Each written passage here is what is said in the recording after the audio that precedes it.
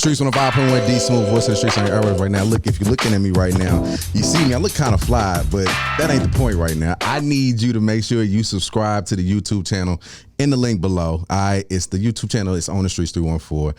T gonna kill me. I know I always do them like that, y'all, but I got to do them like that because look, I look good today. So I'm like, I'm kind of feeling myself, and I'm feeling like y'all need to subscribe to the channel. All right.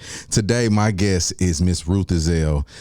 This woman has over 30 plus years in TV, and I had to bring her up to the radio station, and I had to make sure you guys see her on the YouTube because this is what a living legend looks like. So, Miss Ruth, if you wouldn't mind kindly introducing yourself to the airwaves and letting the people know who you are and let them know what you do. Of course, they already know, though. Well, first, I got to thank you for having me on. I want to compliment your incredible team because your viewers don't get to see them. They don't. And I get to see them, and I get to see their professionalism. So I just want to, for the record, say they are awesome. Absolutely. So one thing I'm going to do, I'm going to move that mic a little bit closer to you, Miss Ruth. Okay. Yeah, just a little bit. You yeah. know what? Yeah. Well, you know, being in this business, you're always worrying about popping your pee. Yes. I want to do everything just right. Is this better? I hope that's better. That's perfect now. Okay. So just want to make sure we can hear you clearly because look, I got the chance to talk to her. I met you at the non-PBS event for the 314 day. 314, that was fun. That was phenomenal. And the fact that you guys were able to sit down and really talk about St. Louis having a holiday was amazing. And the fact that you were there and you led in the discussion and you actually got to see what it means to celebrate the city.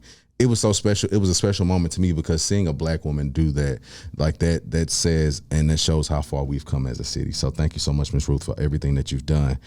First question, and of course it's a personal question. Did you ever envision yourself in television, and did you envision a 30-year plus career? I never envisioned being where I am now. And I remember the first time I thought, maybe I could do something like that. I think I was still in high school, and I was watching one of the local television channels. And I don't know why this is the case, but I could watch any local television station with the audio turned completely down. Within 30 seconds, I could tell you what station I was watching. Or if all I could do was hear a voice, I would know who it is. And back in the day, there were only 3 sources of news, okay? Yeah. And they were all local stations. And I would study what they do and how they do it. And I thought, I could do that. But I never really took it seriously. So I just enjoyed watching and seeing how they do what they do. I love it because you've remained humbled in your journey of 30 plus years. And like I said, we were having a little conversation over there, and I was just kind of doing a pre-interview. I don't tell anybody like I be doing. Like they be thinking it's off the top. Well, but they need to. But they need to know. Yes, the intricacies. You have to do your homework. You have to do your. I didn't know you was gonna be dropping jewels. I didn't know you was gonna be doing that, Miss Ruth. But I solely appreciate you.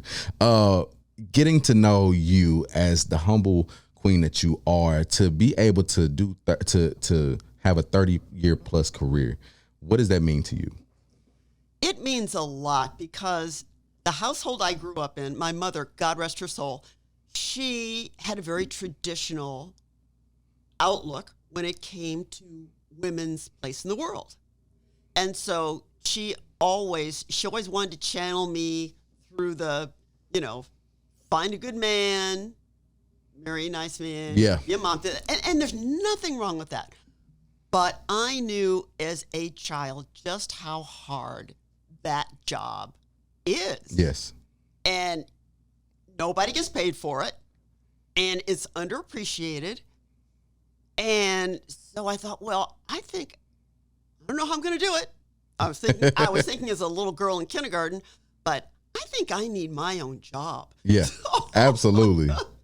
But it took a long time to realize that, yes, I could do something meaningful and get paid for it and make a living. And it has just been, if you want to go down the rabbit hole with me, it's been a journey. I would love to know the journey, and I'm sure some of the audience would too. Okay. Let's see. Okay, I will not go back to when I was born. But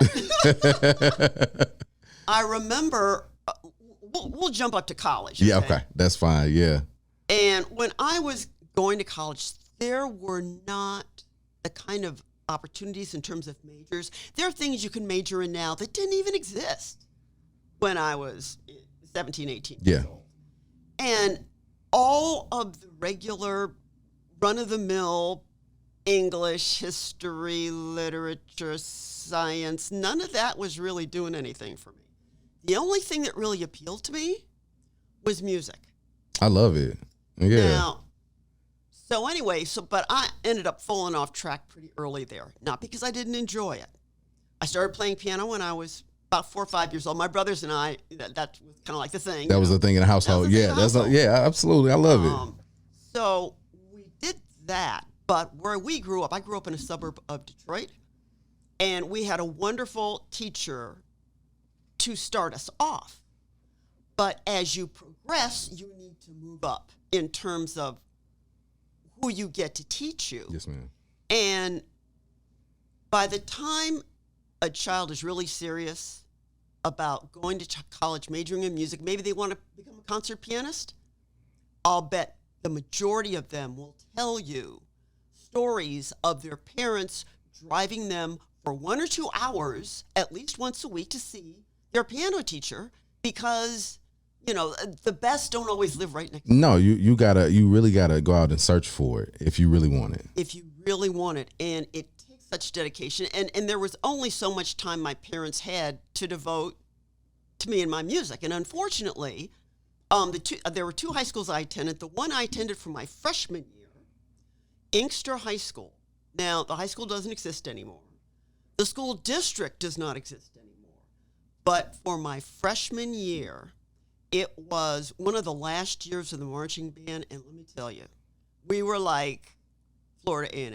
Okay. We were the Florida A&M of Michigan. Okay, so y'all was drum roll before Nick Cannon. Yeah. Okay, Yeah, that's what I'm talking about. By that time, I was playing flute. Okay. But I had a really hard time trying to march and figure out the choreography and play the flute at the same time. So when they had auditions for majorettes, I said, well, I can throw the baton a little. So I did a little practicing, and thank goodness I made the squad. Okay, that's what I'm talking about. A lot easier. All right. One of the most memorable, actually probably the most memorable day of my freshman year at Inkster High School was when we went to band day. That's when all the marching bands in the state who could get there would go to the University of Michigan, and we would play at halftime for a specific game, whatever that game was, and everybody would march out onto the field and all play the same, whatever the song was that they chose. Mm-hmm. But there was like a procession where the bands would go in one at a time, and they had their own little march and their own little cadence, and we were going dun-dun-dun-dun, dun-dun-dun, and we were the only ones basically dancing into the stadium, and everyone was so in awe. I mean, they literally made a path because Inkster High was coming. And I'm sitting there with my little friends. Yeah. And here we were in this gigantic stadium. I said, oh yeah, this is fun. Yeah. But because I was only there for 1 year, I got to play in the orchestra in the band. But you didn't start taking theory until you were an upperclassman, Mm-hmm. and I was gone by then. I went to a laboratory school that academically was very good, but the music program was very weak and ended up actually disbanding. They decided that it wasn't worth the budget. So in not learning the theory, I knew that I could never apply, even if I got into a college to major in music, I would drown. Because you had to have a certain knowledge base as far as that was concerned. Yeah. I could read music, no problem. But theory is math. Let me just put it out there. Yeah. Theory is math. And I'm not bad in math, but it's not one of those things I was having trouble teaching myself. So I thought, well, that goes out the door. That's out the door. I had told you, the theater looked really interesting. Yeah, you did tell me that. Yeah. I'd seen some plays and some theater, but you go to audition, there's a lot of competition out there. Oh, it's a lot. It's a lot. And like everybody, it was funny because in college, everybody that's trying out for the big roles, all of them always had the lead roles in their high school. And so now they all come to college and they didn't realize everybody else is just like you. That's the next level. Yeah, that's the next level. And it's the first place where you really learn the word sorry. Yeah. No, it's you're not going to get this part. So, and that's one of the tough things just about not just being in the theater, being in the movies, being on TV. Yeah, being in the entertainment business. A lot of rejection. Absolutely. So you really need to toughen up and say, and a lot of times, you take it personally, but so often if you are auditioning for something, the person already has an idea of what they're want. looking Yeah, for. exactly. You could be fantastic, but if you're not what they're looking for, you're not going to get picked. You're not going to get picked.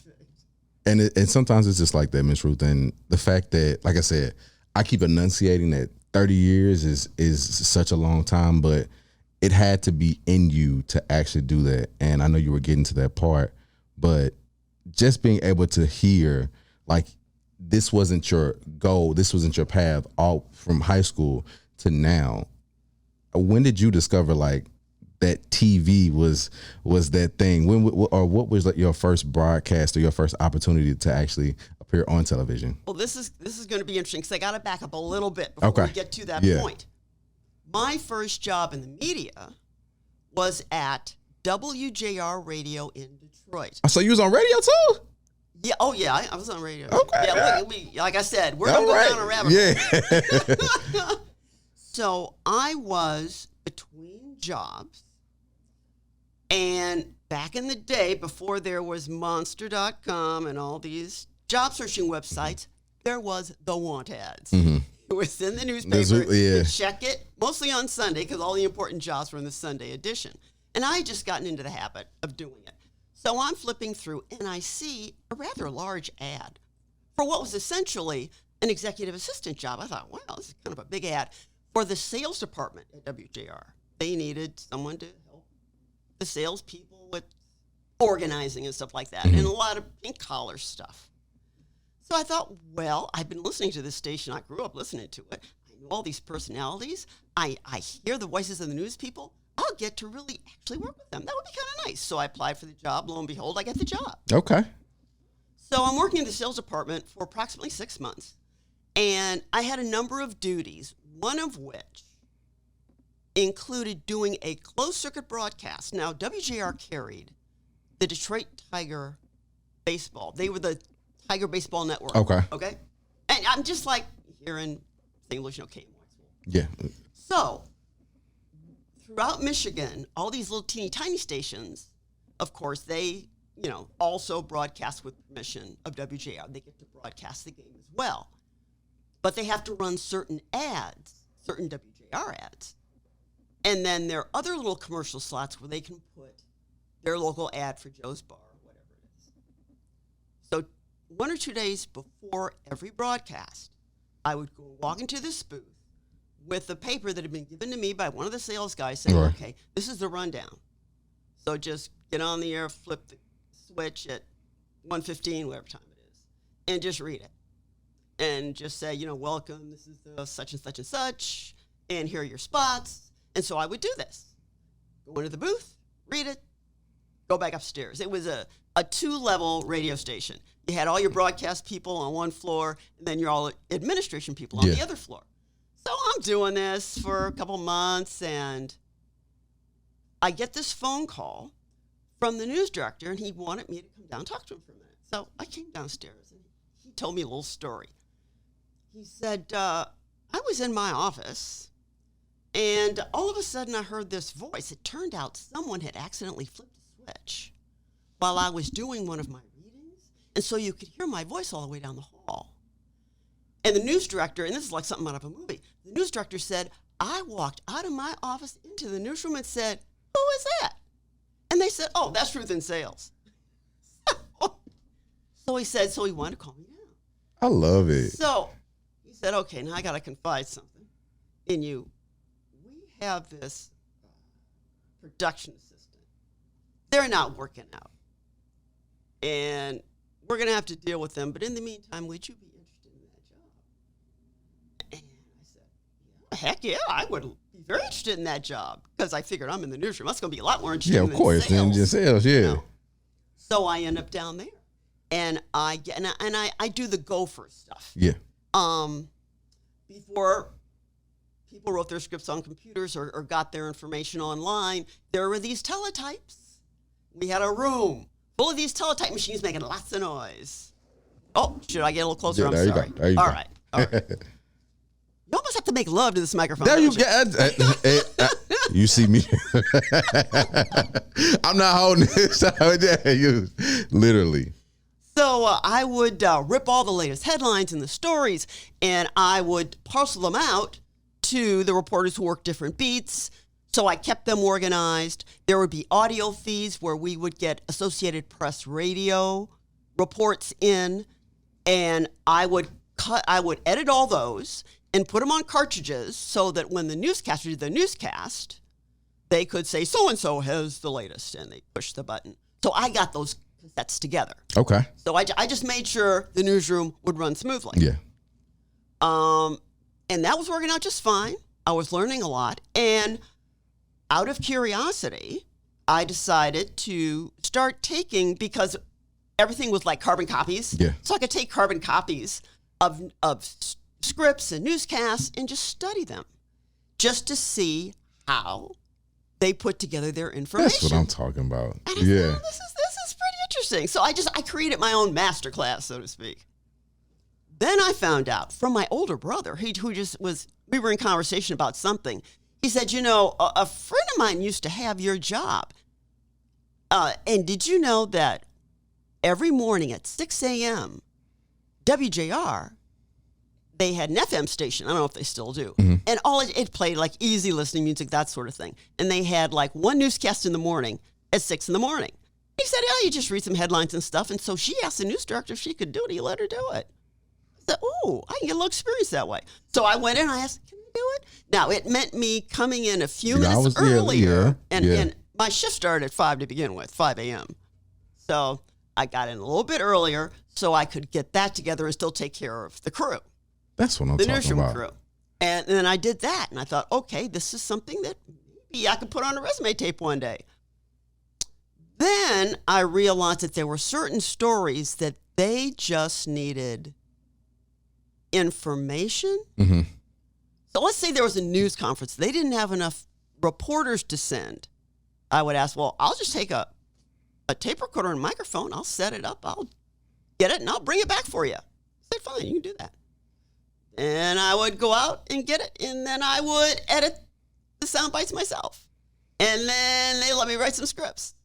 And a couple times, they actually let me put a story on the air. No, they didn't. I didn't get promoted because, that was the number one station. Yeah. That was like, I think at the time, XYZ, I went there later.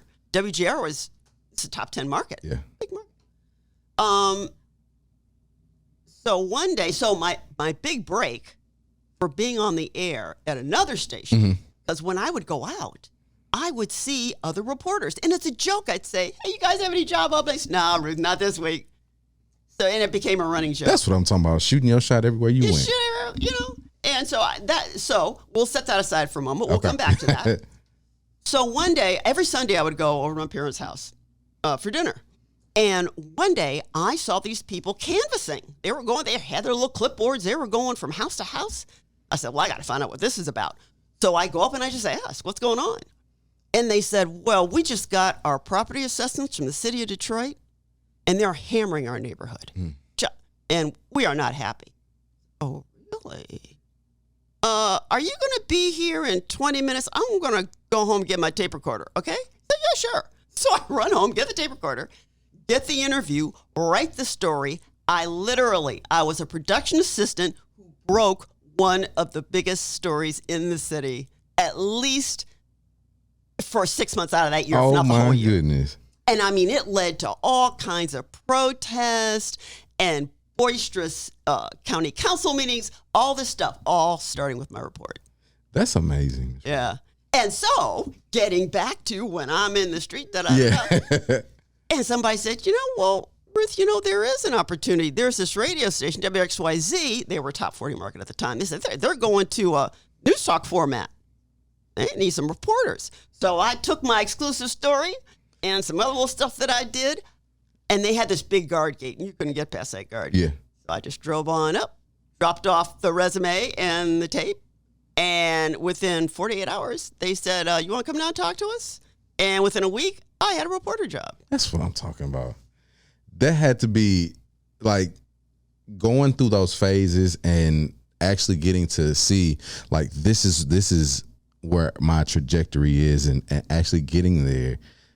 That was a long journey for you, Miss Ruth. Yeah, it was really long, but I always looked for the cracked doors because I was on the air and radio. But I'll tell you something right now, on the air people in TV, at least they're very friendly and all, but their bosses didn't think radio reporting, for the most part, counted toward television. It's like the only difference is that's it. That's it. The information's the same. The way you gather the news is the same. The way you present it is the same, except that they have the added element of the visuals. Mm-hmm.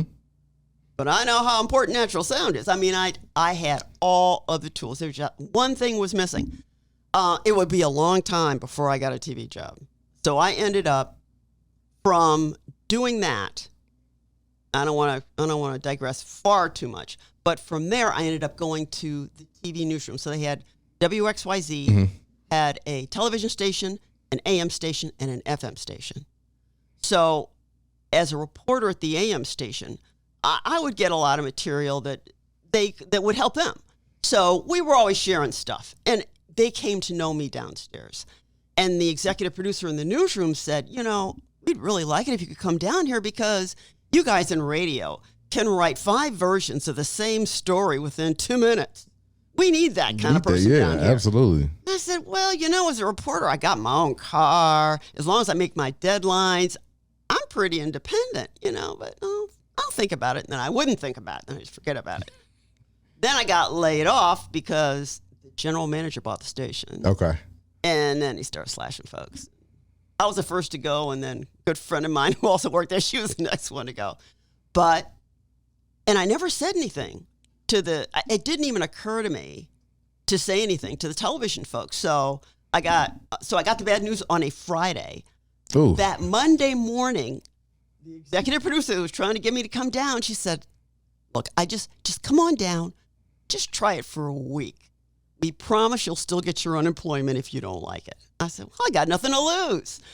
Yet another door. Yeah. I walked through.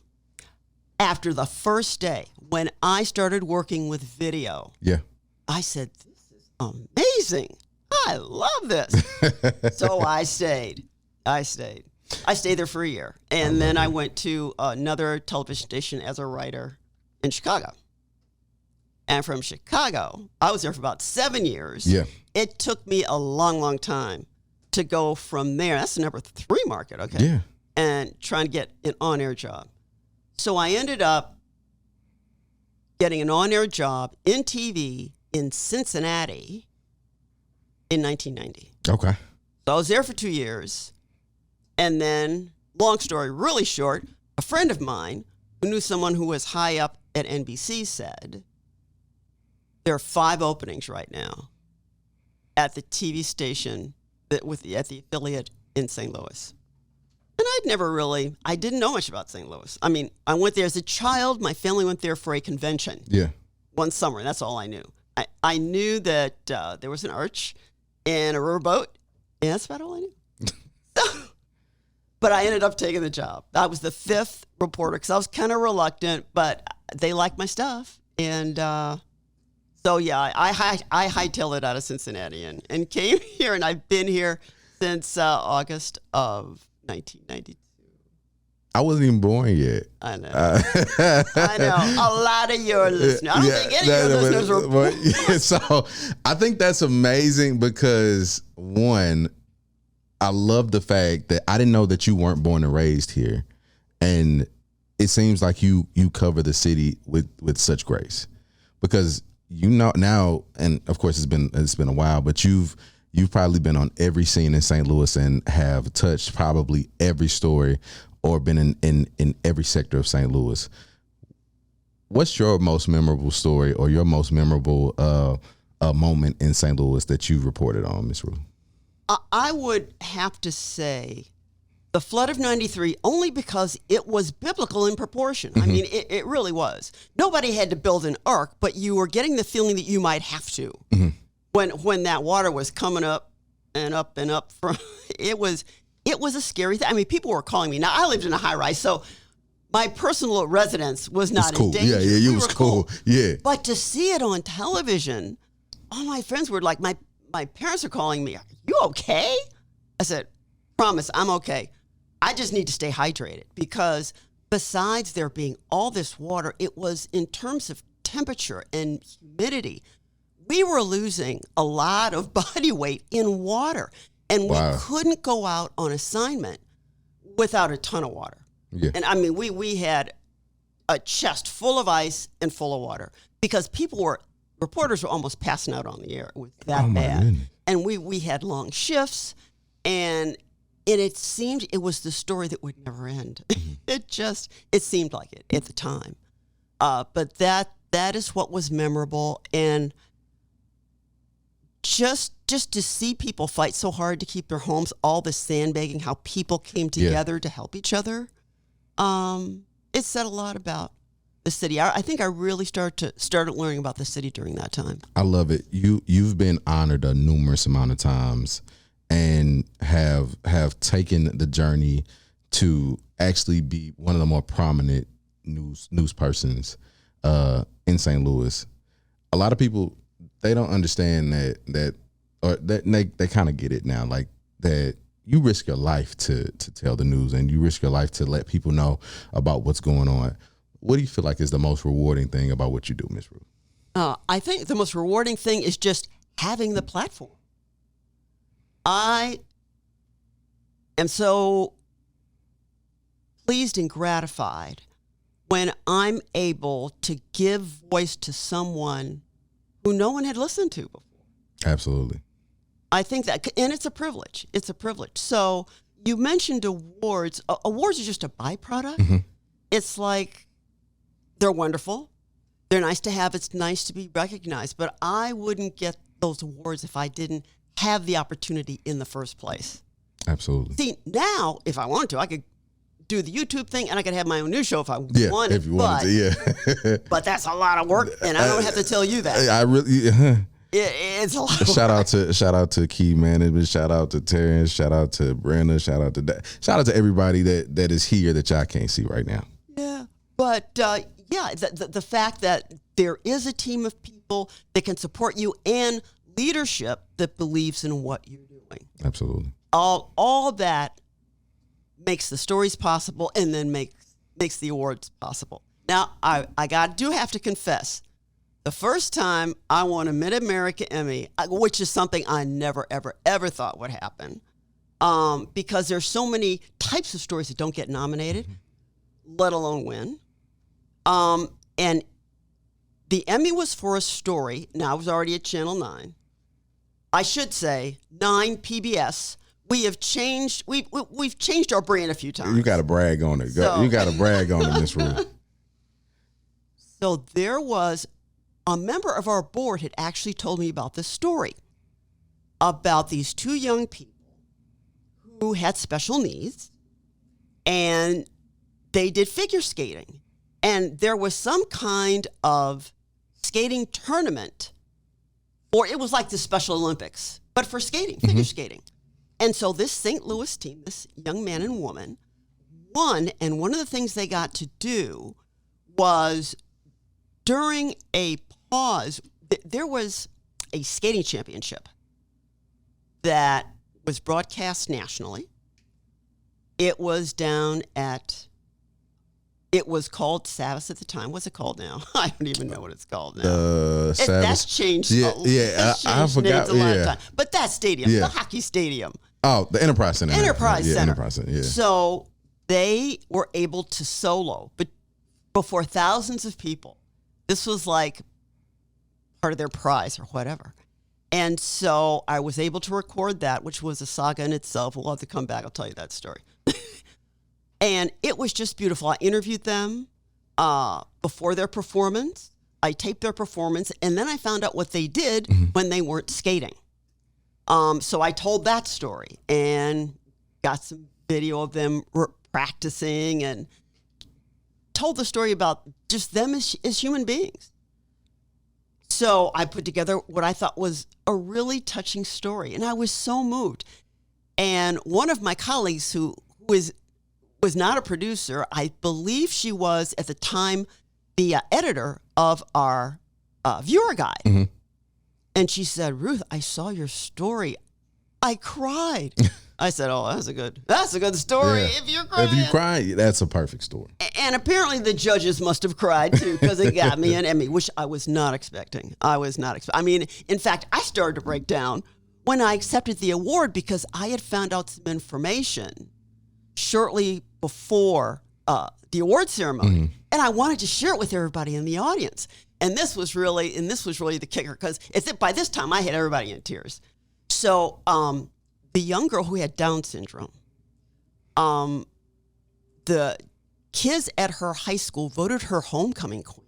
Oh my goodness. And so by the time, that was like my punchline after I thanked everybody else. And I said, oh, by the way, and then I started getting my like, you know how it is. And so I started doing that. And then, now she's going to be homecoming queen. Everybody's like, oh, yay. And it was a great night. I love it. I love it, Miss Ruth. But that's one of those things, you're in love with the story. And really, if none of that other stuff had happened, it wouldn't have mattered. It wouldn't have mattered because you wrote it and you loved it. Absolutely.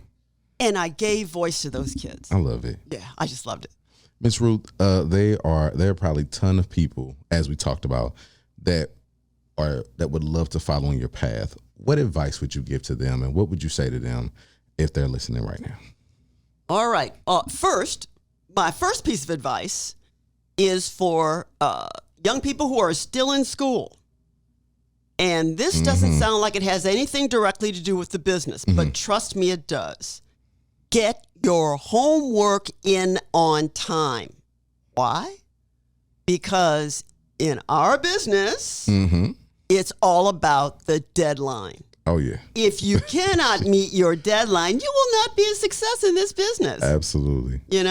So you get it done on time or early, and you get it right. That's what, and those are habits that you form in school. Well, before then, hopefully. Yeah, before then, hopefully. But there are so many expressions that say, in effect, that your habits are what make you who you are. And that's the truth. That is the truth. So discipline, be curious. If you are going, and if you're a student telling a story as part of a journalism course, say, yes, you may go into a story having a certain concept of the way you want it to look. But tell the story that you find, not the story that you want to be there. Absolutely. Because that would not be honest if you didn't.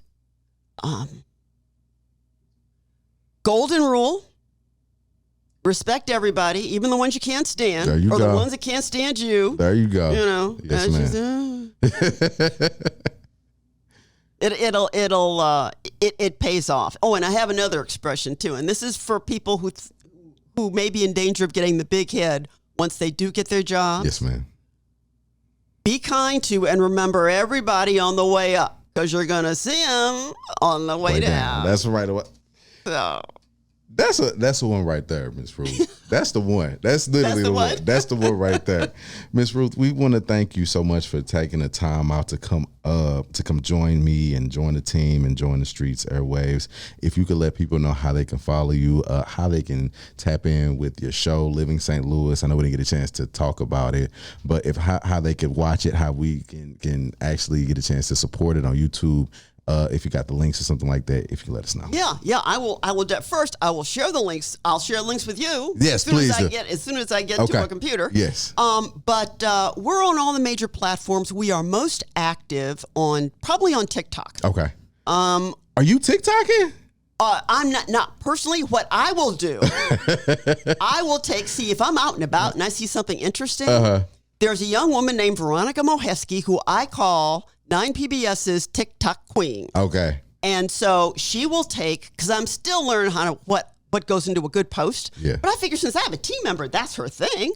I'll say, look, I'll take pictures. I'll say, here's such and such and such. I send it all to her, and it turns into a beautiful TikTok. I do the same thing. But that's okay. Yeah, same thing, literally. So, yeah, but that's how it's done. Absolutely. And one day I will become personally proficient. But in the meantime, I'm going to take advantage of the resources at hand. That's right. Ms. Ruth, do you have LinkedIn or Facebook, anything like that? Let's see. I am on LinkedIn, just Ruth Ezell, Ezell. Rhymes with swell. That's right. And I'm at Ruth Ezell on Twitter. I don't personally tweet. I retweet a lot of stuff. I retweet stuff that I really think is deep or that, thoughts that people need to know. Yes. Like a saying of the day that kind of helps get that kind of stuff. I like retweet that. Yeah.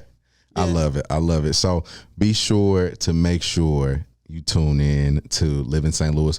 What days? Monday at 7 p.m., but we post everything on 9pbs.org, and that you spell out 9. So it's NINEPBS.org. And all of our shows and segments are on YouTube as well. You can go to YouTube right now. You can search Living St. Louis, Ruth Ezell. All kinds of stuff will pop up. I love it. This is the living legend, Ms. Ruth Ezell. If you have not tapped in with it, I need you to make sure you do the same.